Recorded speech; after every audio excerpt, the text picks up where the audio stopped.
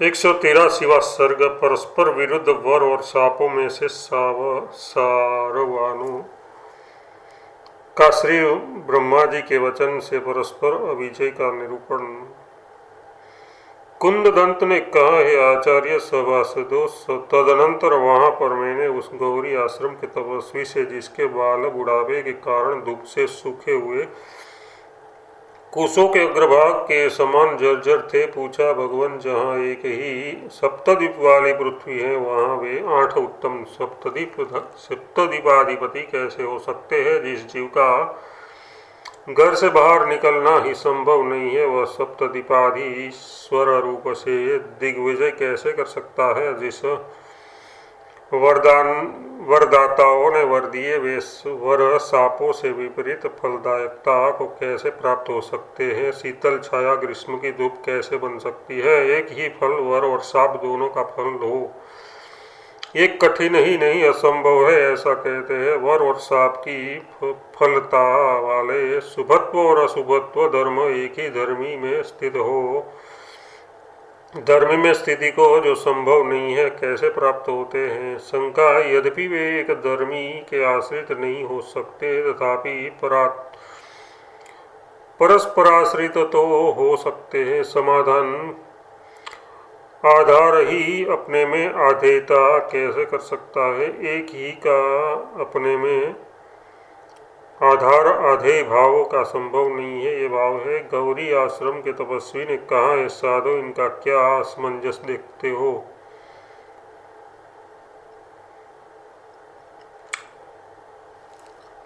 इसके बाद इनकी जो घटना घटेगी उसे सुनो,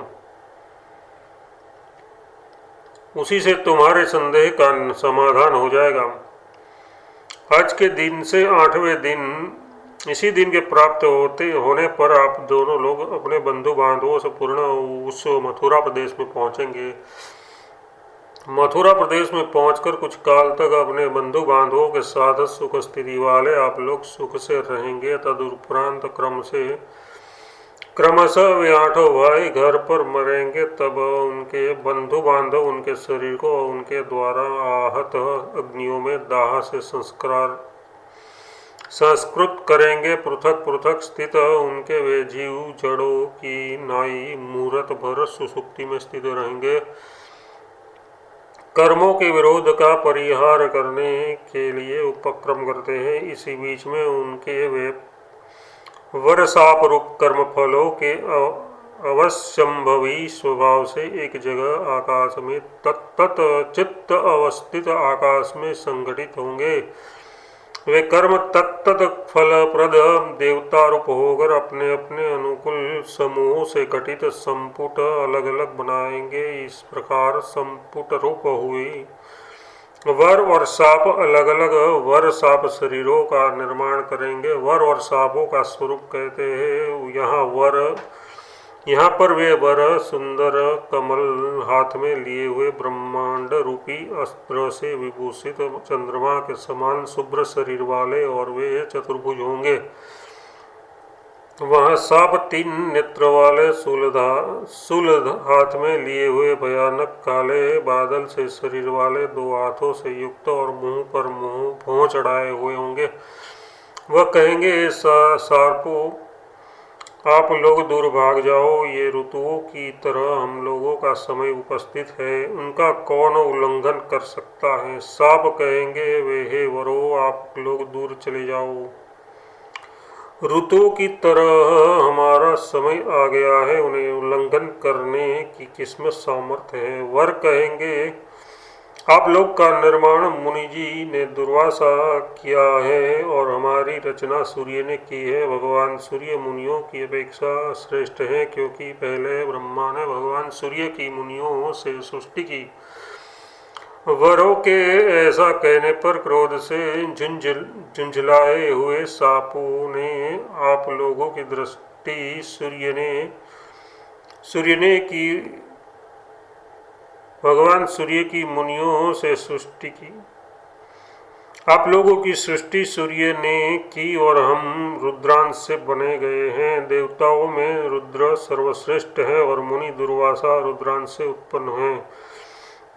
यो वरों से कहकर जैसे पर्वत शिखरों को उद्धत करते हैं, वैसे ही वरों के प्रति त्रिशूलाग्र उठाएंगे। सांप रूपी शत्रु के त्रिशूल उठाने पर उनका उपसंहार कर रहे वे सम्यक विचार द्वारा निश्चित कर अपने स्वार्थ का निश्चय करेंगे। हे शापो, दुष्टता अनुचित कार्य का त्याग कर कार्य का अंत विचारो। कलह के अंत में जो कुछ करना है वही पहले कर लेना चाहिए, ये विचार लेना ठीक है। कलह के अंत में ब्रह्मलोक में जाकर हमें निर्णय करना ही पड़ेगा। इस झगड़े में वही बात पहले क्यों न कर ली जाए। सांपों ने वरों का वचन सुनकर बहुत अच्छी बात है यूँ उनकी सलाह मान ली, चाहे मूढ़ ही क्यों न हो, युक्ति युक्त वचन कौन न मानेगा। तदनंतर सांप वरों के साथ ब्रह्मलोक में जाएंगे। सदा ही संदेह की निवृत्ति करने के लिए महानुभाव लोग की ही शरण होते हैं। वे ब्रह्मा जी को प्रणाम कर आपस में जो तकरार हुई थी उसे सब ज्यों की त्यों कहेंगे। उनका कथन सुनकर ब्रह्मा जी कहेंगे, ब्रह्मा जी ने कहा, हे वराधिपतो और सापाधिपो, जो अंतः सारवान है वे जीतेंगे, इसलिए आप लोग आपस में कौन अंतः सारवान है ये स्वयं अवश्य अन्वेषण करे। ये सुनकर वरों के हृदयों में सांप और सांपों के हृदयों में वर सारता देखने के लिए प्रविष्ट होंगे। वे परस्पर टटोलकर स्वयं हृदय सारता को जानकर ब्रह्मा जी से परस्पर एक मत्य रूप मेल से कहेंगे। सांप कहेंगे, हे प्रजापति, चूंकि हम लोग अंतः सारवान नहीं हैं, इसलिए हम ही वरों द्वारा जीते गए हैं। वज्र स्तंभों के समान अचल वर ही अंतः सारवान है। भगवान, ये वर और सांप रूप हम लोग सदा संविन्मय ही है। हमारा स्वरूप संवित के सिवा दूसरा नहीं है। वरदाता की मैंने वर दिया, इस तरह स्थिति जो संवित है वही वर प्रार्थी में मैंने वर पाया, यूं स्थिति होती है। वर का फल सुख भोगयातन देह विज्ञप्ति मात्र स्फुरणी है, इसलिए वह विज्ञप्ति ही देहाकार बनकर देश काल आदि की कल्पना रूप सैकड़ों भ्रमों से तत्त भोग पदार्थों को देखती है, उनका अनुभव करती है और क्षणीय वस्तुओं का भक्षण करती है। शास्त्रीय तपस्या कालिक दृढ़ निश्चय से अपने वर में किए हुए संवित स्वरूप वरदाता से गृहीत होने के कारण वर कल्पना रूप चित्ती फलावस्था में जब पूर्ण रूप से परिपुष्ट होती है तब अंतः सार युक्त वही दुर्जय होती है। साप जनित चित्ती अंतः सार युक्त नहीं होती है। जब वर देने वाले और वर प्रार्थी पुरुषों द्वारा वर देने वालों के वर प्रदान का चिरकाल तक अभ्यास किया जाता है, तब वरों की अंतः सारता होती है। संवित जिसी का चिरकाल तक अभ्यास करती है, तन्मयी वह शीघ्र हो जाती है और वही संसार हो जाता है। शास्त्रीय होने के कारण शुद्ध संविदों में से अति विशुद्ध जो असंवित होती है वही सबसे प्रबल होती है, लेकिन अशुद्ध संविदों में अशुद्ध ही प्रबल होती है, इसलिए उसके फल में भी तुल्यता नहीं है। ज्येष्ठ होने के कारण वर संवित की प्रबलता है, ऐसा कहते हैं। क्षणांश से भी जो श्रेष्ठ हैं उससे ज्येष्ठत्व न्याय की मूर्ति होती है, क्योंकि ज्येष्ठ के उत्पत्ति के समय वह उसका विरोधी उत्पन्न नहीं हुआ रहता, इससे वह भली भांति बद्धमूल हो जाता है। अप्रमाणजन्य की ज्येष्ठता बाध्य होने में कारण है, जैसे कि प्रमाण द्वारा दृढ़ीकृत अर्थ में अनपेक्षित रजत ब्रह्म ज्ञान की श्रेष्ठता बाध्यता में कारण है। ये प्रसिद्ध है। अन्य न्याय साप की प्रबलता सिद्ध करने के लिए समर्थ नहीं है। अतः एवं जहाँ पर विरुद्ध कर्मों की अथवा वर और साप का प्रमाण अभ्यास आदि साम्य हो, वहाँ पर दोनों का मिश्रित ही फल होता है, ऐसा कहते हैं। दूध मिश्रित जल की तरह समान बल वाले वर और साप के विलास से शुभ और अशुभ उभय कोटिस्थ समान रूप से मिश्रित वस्तु होती है, जैसे कि मनुष्य शरीर। जहाँ पर एक काल में भिन्न देश में भोग्य समान बल वाले वर और साप होते हैं, वहाँ पर विप्रचित्त उपाख्यान में वर्णित न्याय से उपाधि के विभाग द्वारा एक ही जीव चित्ती एक ही समय में देह भेद में से दो रूप ही हो जाती है, ऐसा कहते हैं।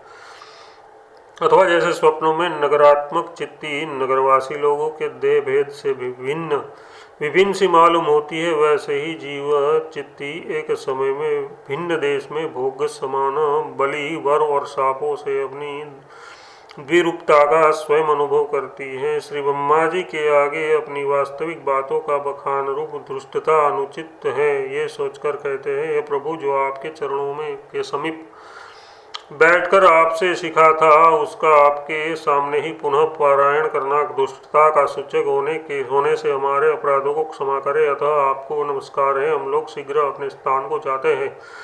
जैसे दृष्टि तिमिर रोग के हट जाने पर आकाश में भ्रांतिकृत केशों का वर्तुलाकार गोल कहीं चला जाता है, वैसे ही स्वयं ही वृथा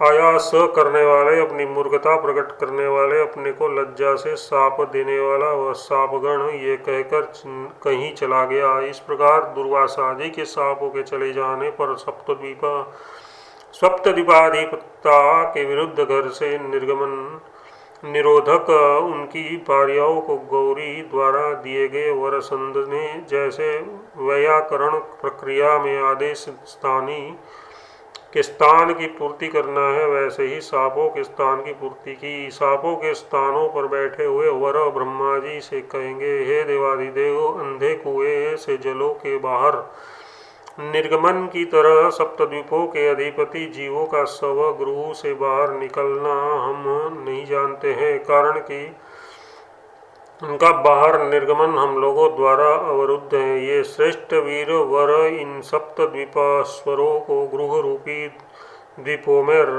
रण में दिग्विजय कराते हैं। हे देवादिदेव, इसलिए इस तरह अनिवार्य इस विरोध में जो हमें करना चाहिए उसका हमारे कल्याण के लिए हमें आदेश दीजिए। ब्रह्मा जी ने कहा, ये सप्तद्वीपेश्वर बनाने वाले वरों और हे घर में रोकने वाले वरों, आप सब लोग की अभिलाषा पूर्ण हो गई है। हम सब लोगों की अभिलाषा कैसे संपन्न हुई, ऐसी आशंका पर होने पर कहते हैं, आप लोग इस परस्पर अपेक्षता को प्राप्त हो जाओ, क्योंकि आप लोगों की इच्छा न करने पर भी वे आठों भाई मरने के उत्तर क्षण में बहुत काल से अपने घर में ही सप्तद्वीपेश्वर बनकर विराजमान हैं। हे वरों, देह छूटने के बाद ही ये सब लोग अपने घरों में सप्तद्वीपेश्वर बन गए हैं। सब वर कहेंगे, भगवान, सात द्वीप वाले भूखंड कहाँ है और उनके विविध ऐश्वर्य कहाँ है? यहाँ एक ही भूपीठ सुना और देखा गया है, उससे अतिरिक्त भूपीठ सुनने और देखने में नहीं आया। किसी एक घर के अंदर वे सात द्वीप वाले भूखंड कैसे रह सकते हैं? छोटे से कमल गड्ढे के अंदर बहुत से हाथी कैसे समा सकते हैं? स्वप्न के समान ही ये अवरुद्ध हैं। यूँ उत्तर देते हैं। ब्रह्मा जी ने कहा, ये वीरों, चूंकि आप लोग और हम लोग व्यष्टि समष्टियों से युक्त व्योमात्मक सारे जगत का जो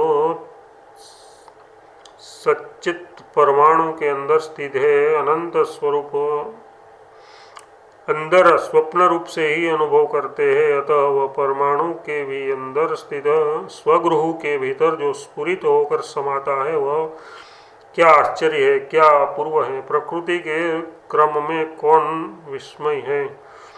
जगत की स्वप्न तुल्यता का प्रदर्शन करते हुए पूर्वोक्त बात को स्पष्ट करते हैं। मृत्यु के बाद उसी क्षण में शून्यतात्मक होता हुआ भी घनाकार ये जगत ज्यों का त्यों स्फुरित होता है।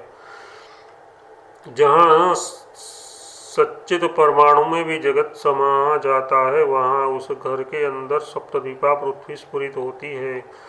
इसमें क्या अनहोनी बात है। जो ये जगत का भान होता है वह तत्वतः चित्तत्व ही है। चूँकि जैसे शून्य रूप से आकाश स्फुरित होता है वैसे ही चिन्मात्र ही जगत रूप से भाषित होता है। इसलिए जगत कहीं पर मूर्त नहीं है जिससे कि घर के भीतर वह न समा सके। तदनंतर वरदान देने वाले श्री ब्रह्मा जी द्वारा यूँ समझाए गए वे वर पहले कल्पित अपने अधिभौतिक भ्रांतिमयी शरीरों का त्याग कर आतिवाहिक शरीर वाले बनकर ब्रह्मा जी को प्रणाम कर विरोध न रहने के कारण सब साथ ही तत्त के मन से कल्पित सप्तद्वीपों में तत्त देवताओं के गृहों को गए जिनमें विविध जन स्फुरित हो रहे थे। वे आठों भाई उस घर में यज्ञ आदि सत्कर्म और बंधु बांधवों से परिपुष्ट तथा 8 जगतों के विभाग से ब्रह्मा के 8 दिनों तक आदि राजा स्वयंभू मनुओं के कुल में सप्तद्वीपों से युक्त पृथ्वी के अधिनायक हो गए। प्रत्येक के मैं भातृ सहित हूँ यूँ कल्पना करने से अनन्य बंधु सबके भिन्न भिन्न राज्य होने के कारण आधिपत्य के अंश के विषय में अज्ञ परस्पर एक दूसरे को राजा न मानने वाले अतः एवं अनन्यों के अभिमत में हित न की विरुद्ध चेष्टा वाले के वे अनन्यों के भूमंडल में स्थित हुए। उनमें से प्रत्येक के चरित्र भेद की कल्पना करते कहते हैं।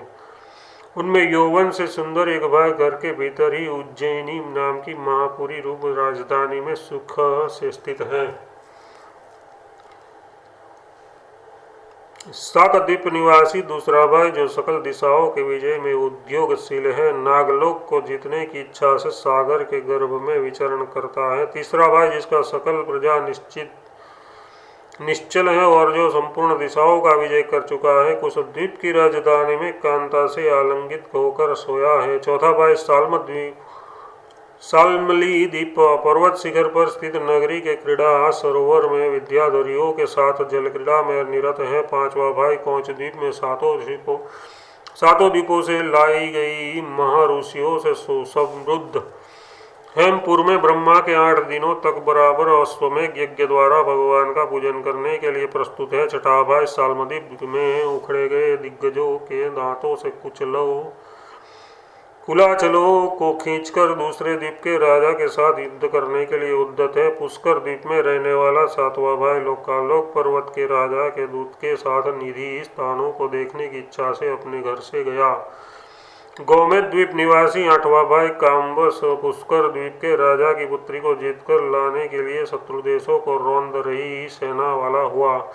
इस प्रकार गुहाकार में अलग अलग स्थित हुए उनकी स्वप्रतिभा उचित दीपाधिपतिता को देखकर वे दोनों प्रकार से वर आतिवाहिक देहकार में भी अभिमानिक आकार का त्याग कर उन 8 के जीवों के साथ ऐसे ही एकता को प्राप्त होंगे जैसे कि आकाश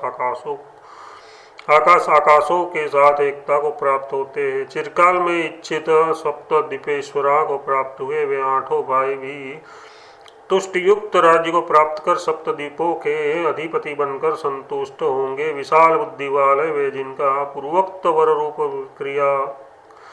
क्रियार्थ पूर्ण रूप से विकसित हो चुका था पूर्वोक्त प्रकार की सप्तद्वीपाधिपतिता को तपस्वियों द्वारा प्राप्त होंगे। प्रत्येक चेतन के अंदर दृढ़ निश्चय रूप से जिसका स्फुरण होता है वही बाहर उसके अनुकूल तप जप आदि कर्मों से किससे प्राप्त नहीं हुआ। 183वां सर्ग समाप्त।